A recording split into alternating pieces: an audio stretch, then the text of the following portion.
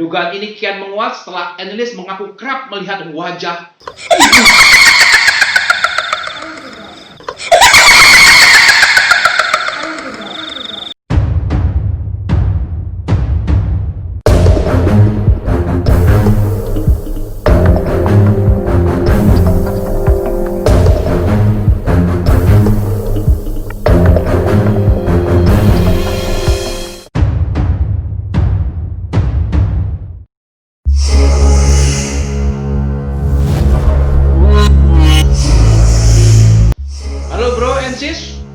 kembali di channel Mr. Joe. Saat ini Mr. Joe akan membahas kisah hidup seorang gadis Jerman yang kemasukan roh jahat sejak remaja sampai meninggal dunia. Dan yang mengerikan, di mana saat kerasukan gadis tersebut berbuat yang sangat di luar logika. Pastikan Anda menggunakan headset agar jelas.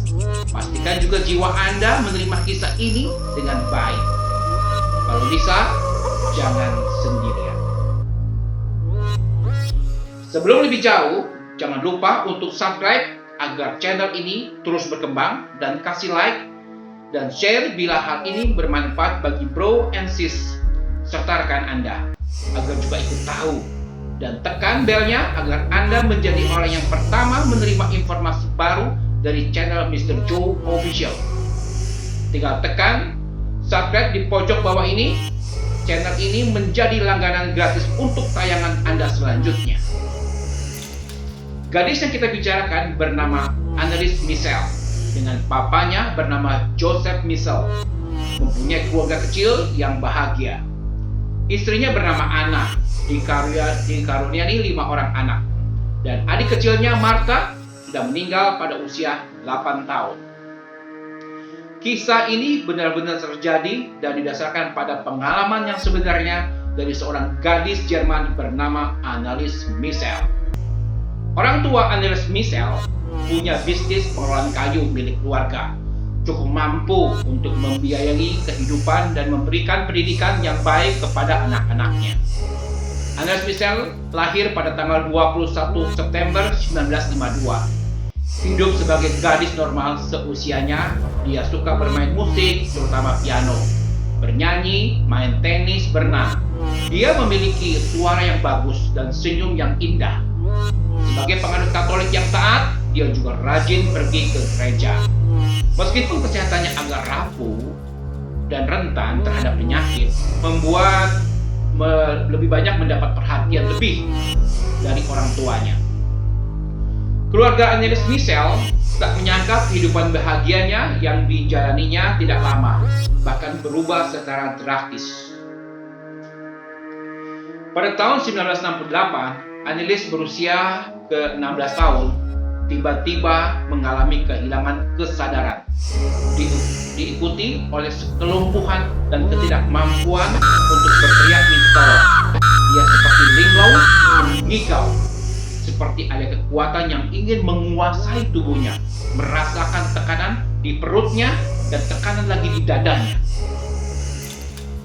Annelies Michel sangat ketakutan karena dia sering mendengar suara-suara di dalam kepalanya, di dalam pendengarannya, seperti ini.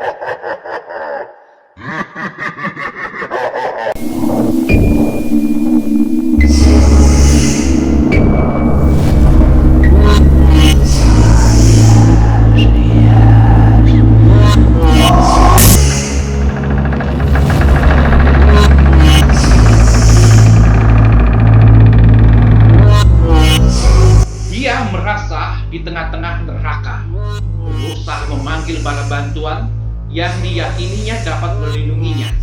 Tapi sepertinya orang yang diteriaki Annelies Michel tidak mendengarnya.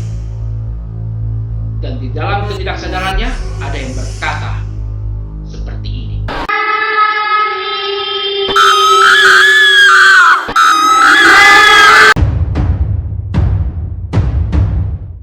Tahun-tahun berikutnya, setelah serangan yang pertama dengan ditandai kehilangan kesadaran, berubah bertahap menjadi kerasukan setan.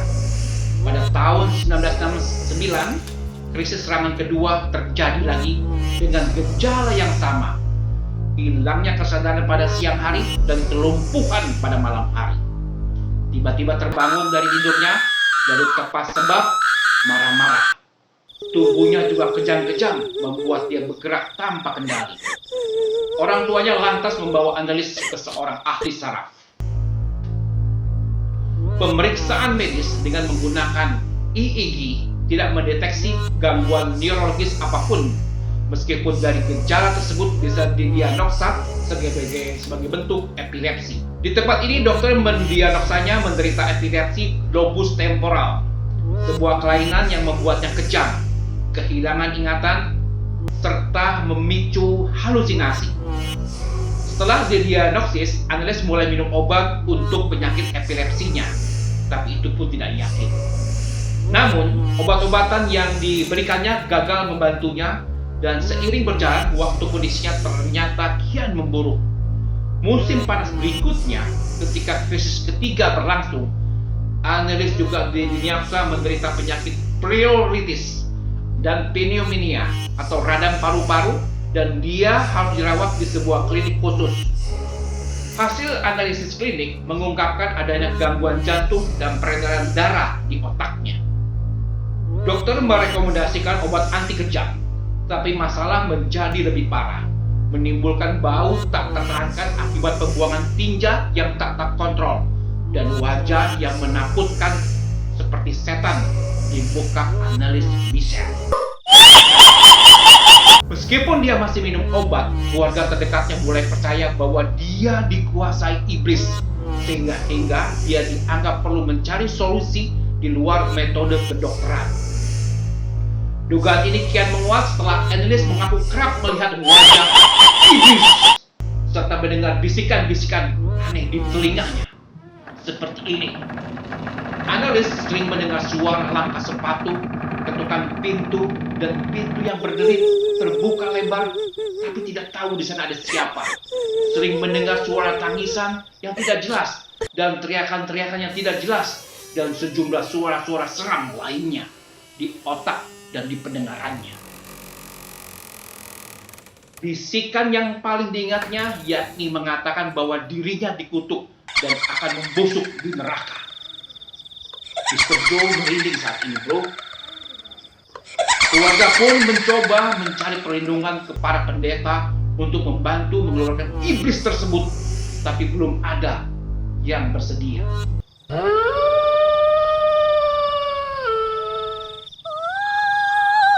Annelies merasa dikutuk dan akan terbakar di neraka, membawanya masuk ke dalam situasi depresi yang luar biasa.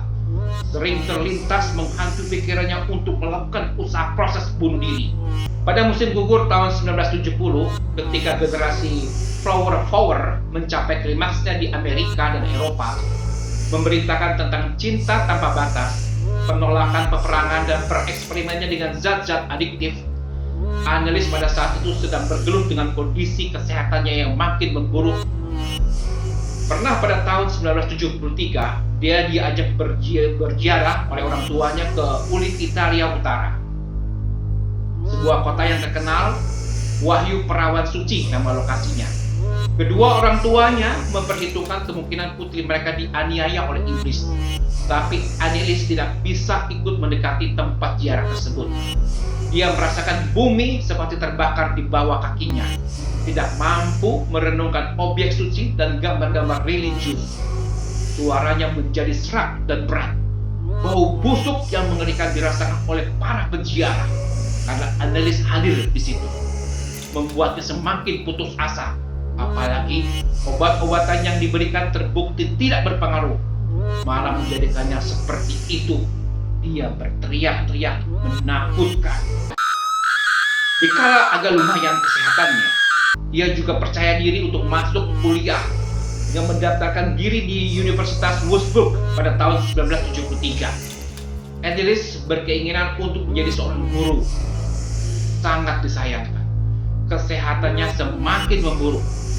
Analis baru ter-EEG menunjukkan patologi otak kiri lobus temporal berada di parameter normal, tapi sekarang tergambar epilepsi.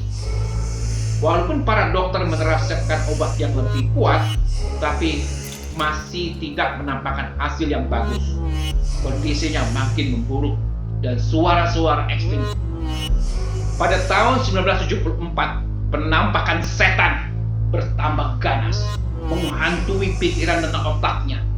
Annelies sudah sangat berkelelahan dan depresi sangat-sangat, hampir tak sanggup untuk berdoa. Sejak tahun 1973, Pastor Alt menjadi penasihat spiritual Annelies. Ia memantau dengan cermat kasusnya sampai dengan tahun 1975. Memutuskan mengambil langkah melanjutkan pengusiran setan karena dirasakan memang perlu dilakukan, karena selama ini dalam pengamatannya dia menemukan banyak kejanggalan perilaku, beda dengan kasus depresi yang lain. Kejadian di luar logika sering terjadi ketika sedang bersama Annelies. Itu yang dirasakan oleh Pastor Alt. Dengan berbekal pengamatan yang sudah dilakukan, akhirnya dia memutuskan untuk meminta izin melakukan ritual eksorsium kepada keuskupan Würzburg. Keuskupan enggan menyetujuinya karena untuk melakukan ritual tersebut banyak kriteria yang harus terpenuhi. Selain harus yakin bahwa itu memang betul-betul kasus kerasukan, juga sulit memilih orang yang tepat untuk melakukannya. Karena untuk mengesahkan kasus kerasukan setan, orang yang ditugaskan harus benar-benar beriman pada benda-benda suci.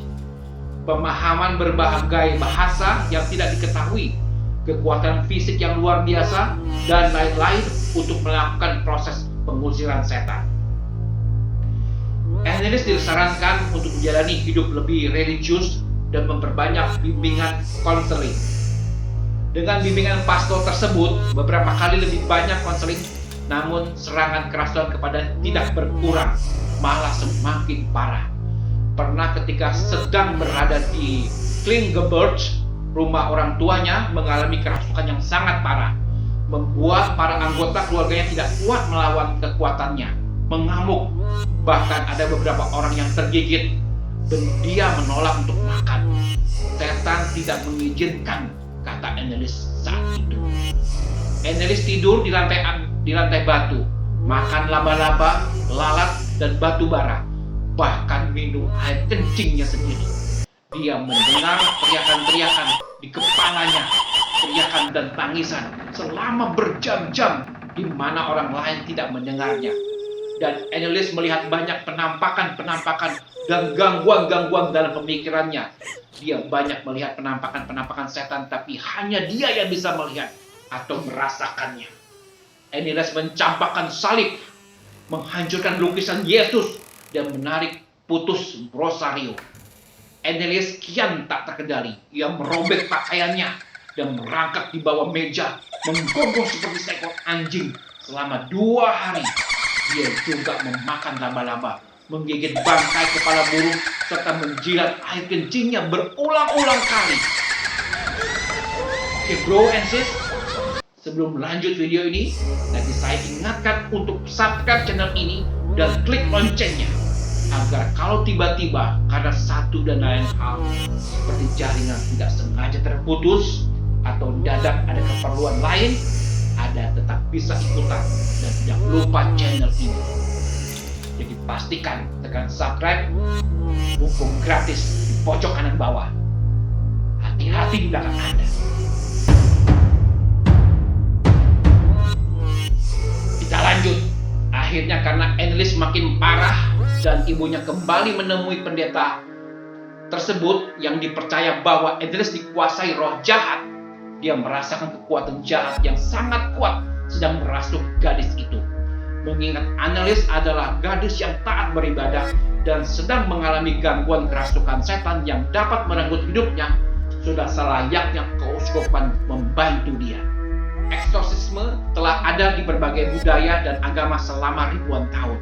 Namun praktik tersebut menjadi populer di gereja Katolik pada tahun 1500-an dengan para imam yang menggunakan ungkapan Latin Vade resto Satana, kembalilah kamu setan, untuk mengusir setan tersebut di tubuh orang.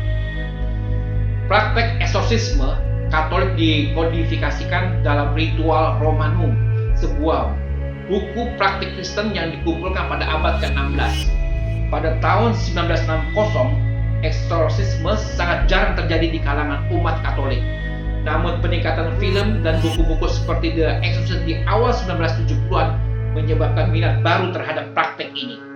Selama 10 bulan berikutnya setelah persetujuan uskup tersebut, eksorsisme, analis, dan para pendeta melakukan 67 kali pengusiran setan yang berlangsung sampai 4 jam setiap kali eksorsisme. Eksorsisme berlangsung selama berbulan-bulan, selalu dengan doa-doa dan mantra yang kadang dihadiri oleh anggota keluarga dan beberapa tamu. Ada sepasang suami istri yang mengaku mendapat melihat penampakan setan yang masuk ke tubuh Anneliese setiap sesi pengusiran setan atau eksorsisme. Mereka menyebut bahwa setidaknya ada 6 iblis yang menguasai tubuh Anneliese, yakni Lucifer, Cain, Judas Iscariot, Hitler, dan Nero. Semua roh ini saling berperang memperebutkan tubuh Anneliese. Selama 10 bulan, Anneliese menghadapi penyiksaan dalam ritual eksorsismenya atau pengusiran setan. Selama beberapa minggu pada ritual-ritual terakhir, Anneliese menolak untuk makan. Lututnya penuh dengan koreng akibat sering berlutut yang dilakukan berulang kali untuk menerima doa pengampunan dosa. Ritual eksorsisme dipenuhi dengan sesi integrasi terhadap sang setan. Integrasi berkisar pertanyaan-pertanyaan. Mengapa masuk ke dalam orang ini? Bagaimana mereka bisa sampai merasuki? Dan mengapa dikirim? Jika dikirim oleh siapa? Kalau di Indonesia dikenal dengan kata santet. Dan jelas pertanyaan kunci setan siapa namamu? Prinsip dialog ini adalah mengetahui identitas dari setan yang merasuk sehingga dapat diusir dengan doa-doa yang tepat. Lebih dari 40 kaset audio telah direkam dalam sesi ritual eksorsisme ini atau pengusiran setan ini pada Anneliese. Berikut salah satu rekaman audio yang berhasil saya dapatkan. Perhatikan dan dengarkan ini.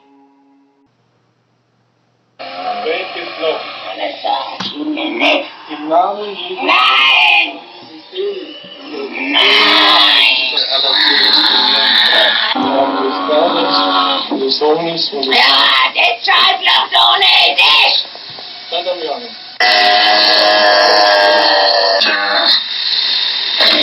Ja, das ist Familie. Ihr könnt gar nicht. Scheiß drauf, was die Dummsteuer,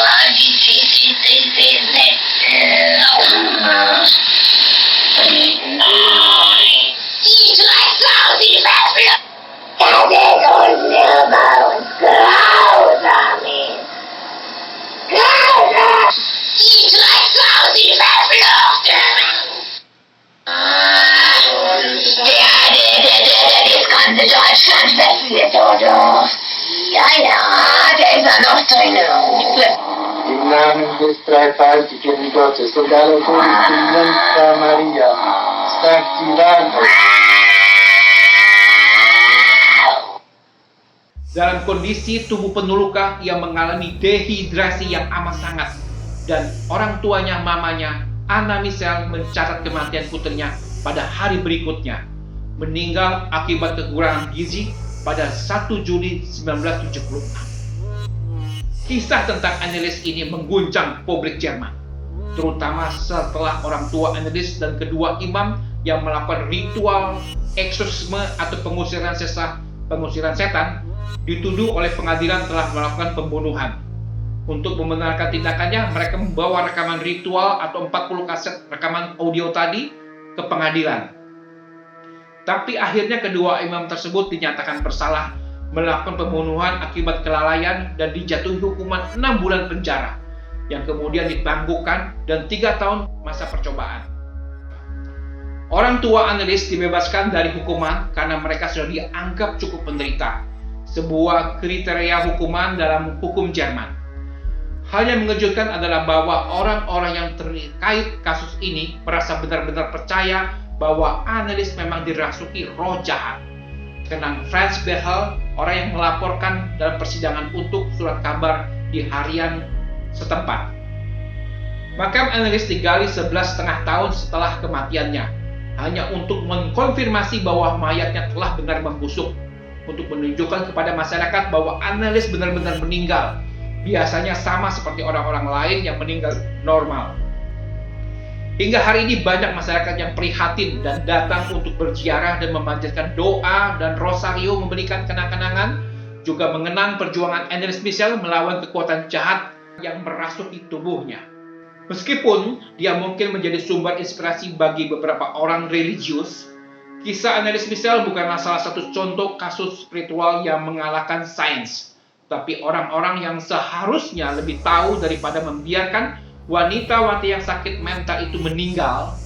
Ini adalah cerita tentang orang-orang yang memproyeksikan keyakinan, harapan, dan keyakinan mereka sendiri terhadap delusi seorang wanita dan harga yang dibayarkan untuk kepercayaan tersebut. Makanya pendeta tersebut berani berkorban, mengorbankan dirinya masuk penjara. Oke bro and sis, semoga dari kisah nyata di video ini kita bisa mengambil hikmah dan pesan yang baik, dan bro and sis bisa membaginya kepada rekan, saudara, dan keluarga bro and sis agar menjadi hal yang bermanfaat, karena di setiap kejadian atau peristiwa pasti ada hal-hal baik yang bisa didapat. Makanya mulai share dan tekan tombol like-nya. Juga saya tunggu komentarnya atas video ini agar saya bisa ketahui berapa besar atensi Anda terhadap channel ini dan kisah-kisah selanjutnya yang bisa saja Anda sarankan. Saya tunggu saran Anda. Terima kasih.